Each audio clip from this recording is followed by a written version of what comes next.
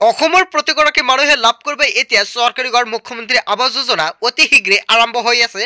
হয় বন্ধু বান্ধৱীসকল, আগতে কিন্তু চৰকাৰে প্ৰদান কৰিছিলে প্ৰধানমন্ত্ৰী আৱাস যোজনা হাউচ, আৰু যদি আপুনি প্ৰধানমন্ত্ৰী আৱাস যোজনা হাউচৰ অধীনত চৰকাৰী ঘৰ পোৱা নাই তেনে ক্ষেত্ৰত কিন্তু চৰকাৰে আপোনাক প্ৰদান কৰিব মুখ্যমন্ত্ৰী আৱাস যোজনাৰ ঘৰসমূহ। আৰু মুখ্যমন্ত্ৰী আৱাস যোজনাৰ ঘৰসমূহ পাবলৈ হ'লে আপোনাৰ কেইবাটাও নথি এতিয়া আপোনাৰ প্ৰয়োজন হ'ব, আৰু এই নথিসমূহ নহ'লে কিন্তু আপুনি নাপাব মুখ্যমন্ত্ৰী আৱাস যোজনাৰ ঘৰ। আৰু যদি আপুনি আগতীয়াকৈ প্ৰধানমন্ত্ৰী আৱাস যোজনাৰ ঘৰসমূহ পাইছে তেনে ক্ষেত্ৰত কিন্তু এতিয়া আপুনি নাপাব মুখ্যমন্ত্ৰী আৱাস যোজনাৰ ঘৰ।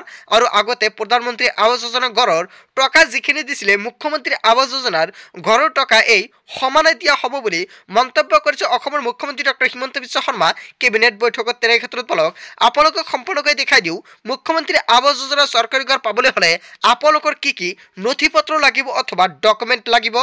বন্ধু বান্ধৱীসকল, আপোনালোকে নিশ্চয় দেখা পাইছে যদি আপুনি চৰকাৰী ঘৰটো পাবলৈ যায় তেনে ক্ষেত্ৰত এইকেইটা নথি পত্ৰৰ আপোনাৰ কিন্তু বিশেষকৈ প্ৰয়োজন হ'ব। প্ৰথমতে চাওক আধাৰ নম্বৰ, আৰু যদি আপোনাৰ আধাৰ কাৰ্ড আছে তেনে ক্ষেত্ৰত কিন্তু আপোনাৰ আধাৰ কাৰ্ডটো প্ৰয়োজন হ'ব। বিশেষকৈ যদি আপোনাৰ আধাৰ কাৰ্ড নাই তেনে ক্ষেত্ৰত কিন্তু আপুনি আবেদন কৰিব নোৱাৰিব। তেন্তে এনে ক্ষেত্ৰত আবেদনকাৰী বুঢ়া আঙুলিৰ ছাপৰ সৈতে সন্মানিত পত্ৰ হ'ব লাগিব বুলি মন্তব্য কৰিছে। আৰু যদি আপোনাৰ আধাৰ কাৰ্ড নাথাকে তেনে ক্ষেত্ৰত আপোনাৰ যিখন বুঢ়া আঙুলিৰ যিখন ছাপৰ সৈতে যিকোনো এটা পত্ৰ আপোনাৰ প্ৰয়োজন হ'ব। আৰু 2 নম্বৰত দি আছে জব কাৰ্ড। যদি আপোনাৰ জব কাৰ্ড আছে তেনে ক্ষেত্ৰতে কিন্তু আপুনি লাভ কৰিব মুখ্যমন্ত্ৰী আৱাস যোজনাৰ অধীনত চৰকাৰী ঘৰসমূহ।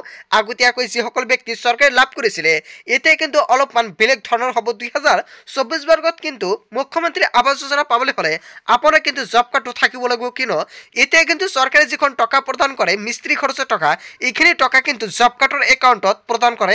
আৰু 3 নম্বৰত দি আছে বেংক একাউণ্টৰ সবিশেষ মূল আৰু নকল দুয়োটা। আৰু আপোনাৰ প্ৰথমতে বেংক একাউণ্টটো লাগিব, আৰু এইখন অৰিজিনেল কপিও লাগিব, লগতে ডুপ্লিকেট কপি কিন্তু হাতত দিব লাগিব। লগতে স্বচ্ছ ভাৰত মিছনৰ অধীনত কিন্তু আপুনি লাভ কৰিব এখনকৈ স্বচ্ছ ভাৰত মিছনৰ টয়লেট। আৰু তাৰ বাবে কিন্তু যদি আপুনি ভাবিছে তেনে ক্ষেত্ৰত বনাব পাৰিব, আৰু যদি আপুনি ভাবিছে তেনে ক্ষেত্ৰত আপুনি কিচেন ৰুমো বনাব পাৰিব। আৰু 5 নম্বৰ দি আছে হিতাধিকাৰী বা তেওঁলোকৰ পৰিয়ালৰ সদস্যসকলৰ পকা ঘৰৰ মালিক নহয় বুলি উল্লেখ কৰা হয়। বন্ধু বান্ধৱীসকল, প্ৰথমতে কথা হ'ল যে আপুনি আগতীয়াকৈ কোনো ধৰণৰ চৰকাৰী ঘৰ পাইছিল নেকি, লগতে আপোনাৰ ঘৰত কোনো ধৰণৰ পকা ঘৰ আছে নেকি। যদি আপোনাৰ ঘৰত পকা ঘৰ আছে তেনে ক্ষেত্ৰত কিন্তু আপুনি নাপাব মুখ্যমন্ত্ৰী আৱাস যোজনাৰ অধীনত ঘৰসমূহ। চ' বন্ধু বান্ধৱীসকল, কোন ব্যক্তিসকলে মুখ্যমন্ত্ৰী আৱাস যোজনাৰ ঘৰ পাব নিশ্চয় আপোনালোকক সম্পূৰ্ণকৈ জানি দে। চ' বন্ধু বান্ধৱীসকল, আজি আপোনালোকক সম্পূৰ্ণকৈ দেখালোঁ আপোনাৰ কি নথি পত্ৰৰ প্ৰয়োজন হ'ব। নেক্সট ভিডিঅ'ত সম্পূৰ্ণকৈ দেখাম আপুনি কেনেকুৱাকৈ আবেদন কৰিব। নিশ্চয় সেইখন ভিডিঅ' পাবলৈ হ'লে চেনেলটি ছাবস্ক্ৰাইব কৰিবলৈ নাপাহৰিব।